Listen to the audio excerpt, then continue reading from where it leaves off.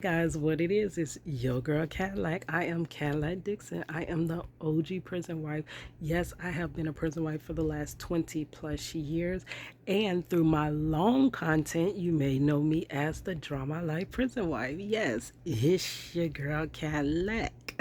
That slogan is, it's your girl Cadillac. I am Cadillac Dixon, the Drama Like Prison Wife. I am the legally blind artist that is rapping and painting for justice, hoping to see justice before all fades to black. Yeah, it's your girl Cadillac. Anyways, it is the evening of June the 12th. I just came from my long walk. Y'all know I love to walk. I didn't get much time walking this week because I have been working and then it's been raining and stuff like that, so I didn't get my walks in like I usually like to. I was walking and listening to one of my favorite YouTubers and mentor. I took her on as my mentor. Girl, yes, I look up to you and you are helping to impact my life. Miss Alicia Renice. I'm watching a video of hers saying how the fear of lack causes, I can't think of the title exactly, but basically fear of lacking, not having, causes you to have less happiness in your life now. And that video is very good. I do urge you guys to go check her out. She has some views on life, on the way you think about things, especially as an artist. She is an artist, and artists' minds are kind of set up differently than other people's. We see things that other people may not see or notice. They might see it, but they don't notice it. But she actually is able to communicate it. Now, me, sometimes I can see something, I can feel something, I can experience something, but I don't have the words to communicate. Y'all know I'm not a great I don't express myself great through speech. I express myself best through writing, through music. I even thought about that. Sometimes some of my videos, instead of just coming off the top of my head trying to express myself, I probably need to just like journal it, and I will read the journals back to you. Oh my gosh, you can see the difference in my expression then. But I am an artist and I tell my story through my art. So telling it through my mouth is not as beautiful as it might come out through my art. But she knows how to tell it through her mouth. She knows how to verbalize, how to, you know what I mean? So I love her. Y'all check her out. Alicia Renice. When I have a chance, I will go back and link it in the description box here. Anyways, today, this evening, we are going for the last event for my birthday. Girl, it's been hard. Okay, everybody was like on my tail because I was not here in town for my birthday. Y'all know I went out of town so that my husband can see our granddaughter for the first time. It just so happened that visitation fell on my birthday. I wasn't trying to do that, girl. I was planning on going to Funk Fest and seeing Ms. Murray J. Blige. Yes. But my family comes first. So when my daughter called for her mama and asked her to be there to go with her on that road trip, girl, my baby comes first before Murray J. Blige. So, and then I thought that we were going to get back in town to spend time with everybody the next day on June the 6th. But that didn't happen. I didn't want to rush. We went out of town. I said, let's just make it a whole event. Instead of it just being visitation, let's make it like a vacation. I hadn't seen my daughter like in a while. She's been busy. She was pregnant. She's been in college while pregnant. This girl finished. Do y'all know? The girl was in college, and the whole time she was pregnant, she did not stop school. So from when she first got pregnant to right up to giving birth, she has been in college. And she took off like a month and something from work, and now she's on the cusp of returning back to work. But I have not gotten to see her that much. So when I have a chance to see baby girl, I'm going to take that chance. My family in my life has always come first. I will move mountains if I could, or I will at least try for my family. So I just went on and made it a whole, thing. So that kind of made my little nephews upset. They're like, hold on, you didn't come on we didn't get to go with you on my birthday. But it was not that I was trying to leave them out. It just was not enough room in the car for them. So I had to make it up to them. So then days later, we tried to go somewhere, but work schedule kept getting in the way. The first day we were going to go after I got off of work, but some good news came through in Marcello's case. Somebody is saying that they may possibly have some connections to someone who may can help. Who knows? These are always shots in the dark, but you never know who is the person that can actually help us. So I take every this person might can help you serious, because I don't know who is the person that might can help us. So I have to take each person serious. You're going to go through probably, what if, let's say, because over Project Reach the World, girl, I have met so many people. So let's say 1,000. There's 1,000 people I meet that might can help Marcello. What if it's that last person? So I've had to go through 1 through 999 to get to that 1,000th person that actually does help Marcello. You know what I'm saying? So I have to take each person serious, because I don't know who is that person that could help us in our situation. So that came out. So instead of going out to celebrate, I had to reach out to that person, emailing and stuff. And y'all know I got carpal tunnel. No, I'm legally blind, so it takes me 1,000,001 years to email somebody. Y'all just don't know, girl. But so I had to do that. Then when we rescheduled again, it rained. And then when we rescheduled again, we went to Dave and Buster's, but Mr. Juju was asleep, so he couldn't attend. So it's just me, Money, my nephew Isaiah, and my sister.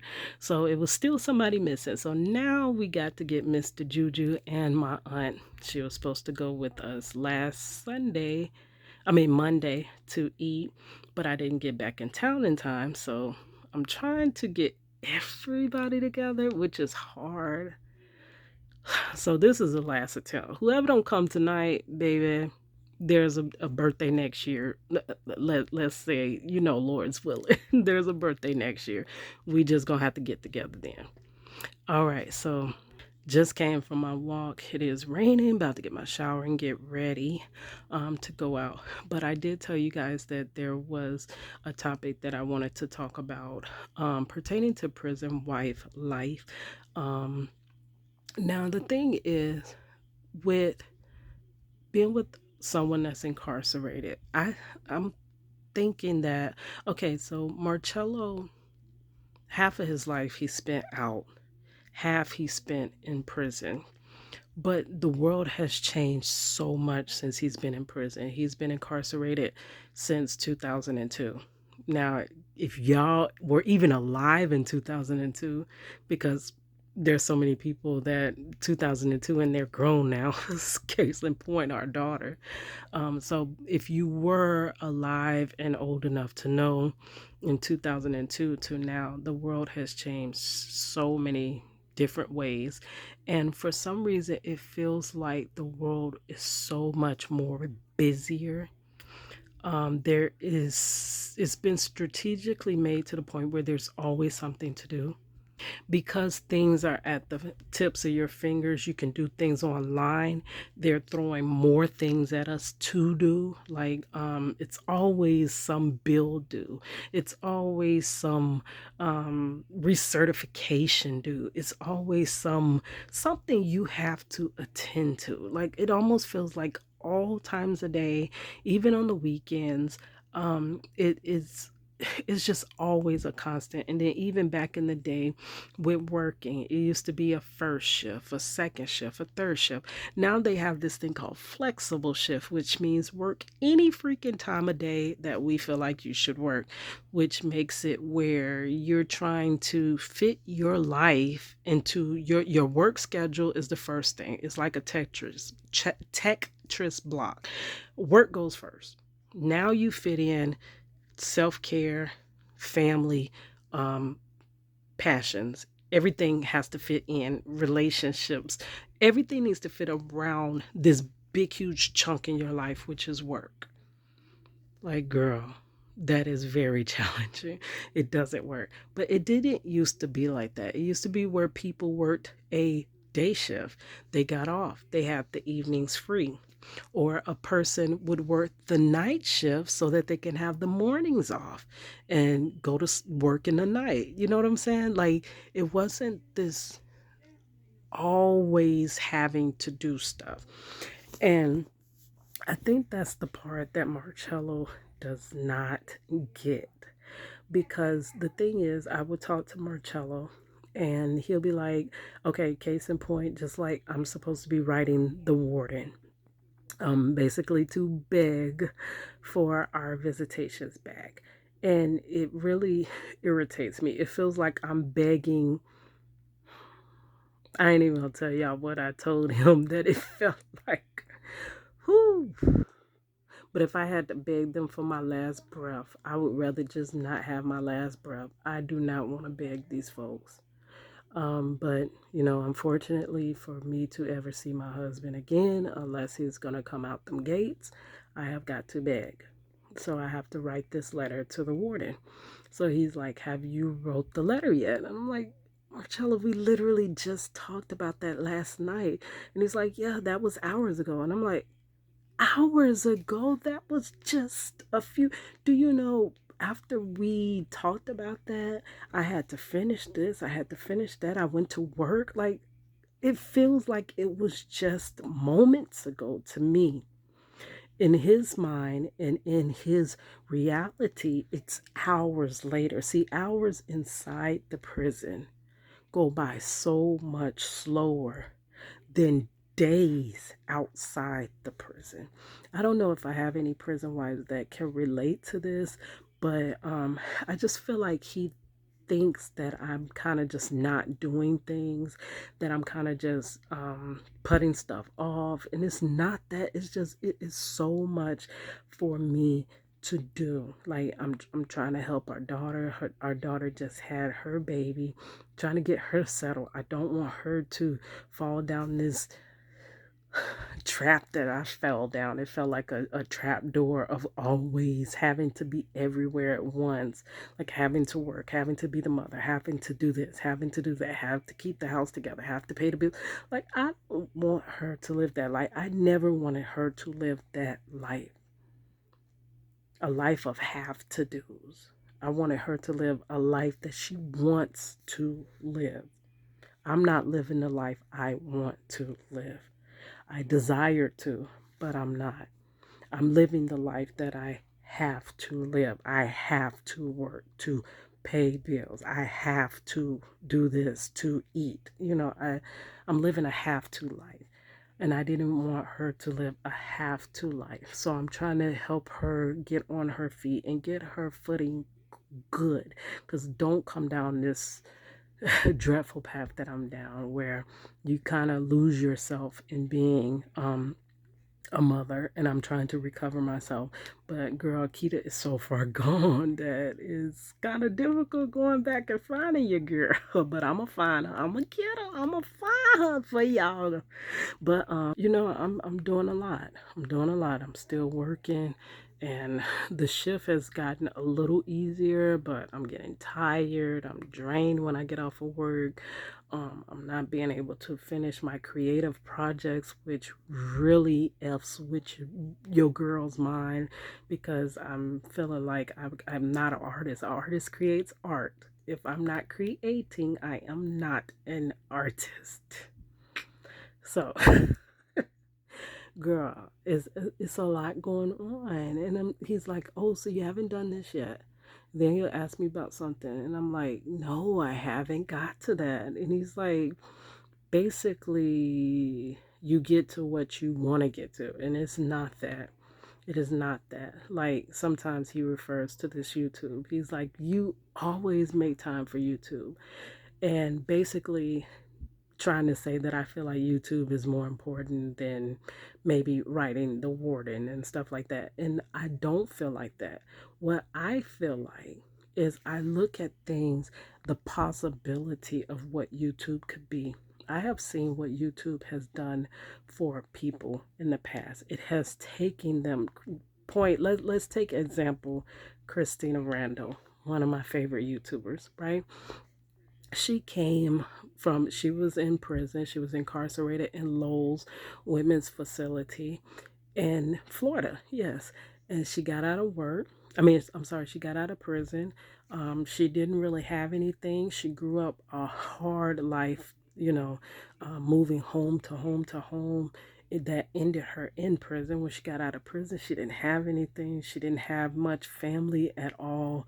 And she just didn't know what to do. But she had her husband, fast forward, she had a child. She got a job. The job found out she was I don't know if she's a felon. I don't know if her charges, make her a felon, whatever. But they found out she had a record. They fired her. And it's just her life was being so affected by her circumstances. And then she hurt her back.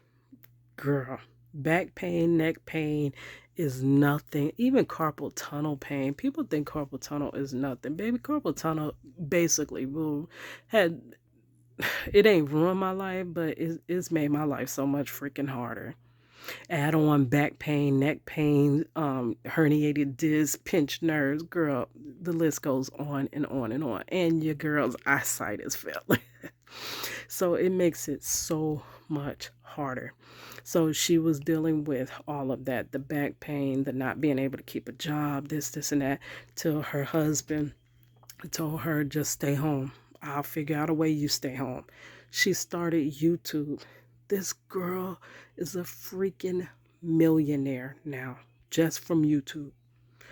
She went from prison to millionaire. So I have seen what YouTube can do. So in my mind, I see that big vision for myself. It can take me from being an injured, going blind artist that works at a theme park, and it can take me to creative YouTuber, making money, making enough for lawyer money, making enough to that our family can survive and thrive off of. Not having to hit that clock, not having to hit that clock and work in pain, tread myself all over that floor with my back hurting, my back feeling like it's collapsing, or my contact hurting, but I have to keep it in my eye and I'm crying tears because my hard contacts hurt, or I have to pop them out and walk around legally blind, bumping into stuff, bumping into people. Oh God, really, as I talk about it, my contacts start hurting, bumping into people, knocking stuff over. Girl, do you know how that feels to work in that manner, or having to cashier with carpal tunneled hands that hurt, that ache and pain with each tap of a button? Your hands are aching and you're just hoping and wishing that that time for you to clock out comes. I don't desire to live and support myself or my family off of in that manner. I want to live and support my family off of what talents God have given me, what gifts God have given me. He gave me those gifts for a reason. Your gifts are to make room for you. Those are the things that I am supposed to be doing in life, not further carpal tunneling my hands or herniating my neck. Like, that is not, I don't know. So I have seen what YouTube has done for others, and I believe it can do it for me as well. So I see a bigger picture with YouTube. So that's why I put so much time into it. I see it as a tool that could actually break Marcello Jackson's wrongful conviction story. Who else gonna break it? Even the news. When I tried to call the news station and tell them about my story and my husband, they said they don't care. They don't want nothing. They said, did it just happen? Nope. This happened 20 years ago. Oh, okay. So we only deal with current news. News is like news, something new. So who else is going to give me the platform to tell the story of Marcello Jackson? You know what I'm saying? So I see something bigger in YouTube, and that's why I put so much time, effort, and I make sure I post even if y'all ain't watching. I still post even when y'all, now that you are watching, I still post. Even when I'm sleepy, I still post. Even when I look a raggedy mess, which somebody said I look like a clown from hell, that's fine. Girl, I'm not here for a beauty pageant. I'm not here to look good. I'm not here to smell good. I'm not here for that. I am here to tell my story and to hopefully put my family back together and show you my art. Girl, baby, this is not my art. This is God's art. This is God's art. This ain't my art. So that ain't what I'm here for. But if you was here for a beauty pageant, there's so many other beautiful faces that you can tune in and click on, and that they don't look like hell. I look like hell because I've been through hell. Let me tell you. But anyways, thank you guys for watching. I appreciate the comments. I appreciate the hate if you're giving me hate, because you still watched. You still supported. So I just appreciate everything that is happening. My channel is taking off. I have another milestone. This is nothing but God. This is nothing but God. Y'all seen me pushing this channel for years. Y'all seen me pushing Project Reach the World for decades. And finally it's coming up on our time. And I am trying to, so we're coming up on a time where, they that wait on the Lord shall run and not faint. Like, I know I skipped some parts, but the thing is, I am running and I'm trying not to faint. As long as I don't faint, I'm gonna make it. But the thing is, I'm at that point where I feel like I'm fainting. So it's about beating that clock. It's about to happen. Whether or whether not, it's about to happen. It's just I feel like I'm gonna faint as I'm getting to that finish line. So I pray for me that I get to the finish line first, and then I can faint on the other side, girl. All right. Anyways, you guys, I gotta go get dressed, get ready, because I want to look somewhat like something. It's your girl Cadillac.